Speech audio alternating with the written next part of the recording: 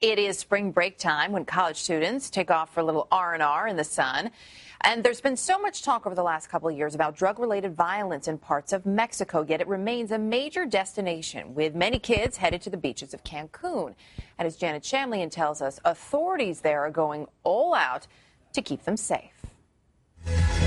Some 43,000 people, many of them spring-breaking college students, will hit the beaches of Cancun over the next weeks. And when they do, an unusual sight. Marines walking the beach and extra tourist police all over town. With reports of increased violence in tourist areas like Acapulco, where 6 Spanish tourists were raped last month, Cancun wants to maintain its reputation as safe for tourists. Some places in Mexico are actually a lot less dangerous than people would think.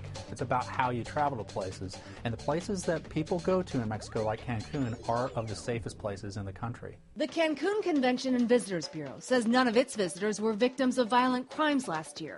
But, quote, we always amplify our security protocol during peak travel times. NBC News was in the region for last year's spring break.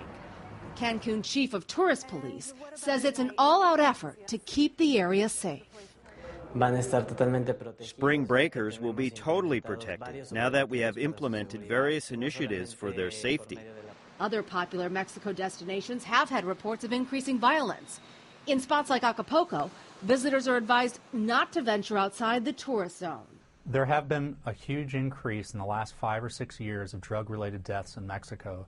There is no way of escaping that, but most of that are in places that tourists don't go to. Tourist towns, wherever they are, can be hotspots for petty crime, like cell phone and camera thefts.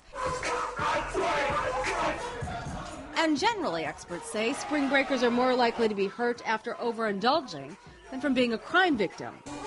Regardless of the destination, they say travelers should always keep their guard up. For today, Janet Shamlian, NBC News, Houston.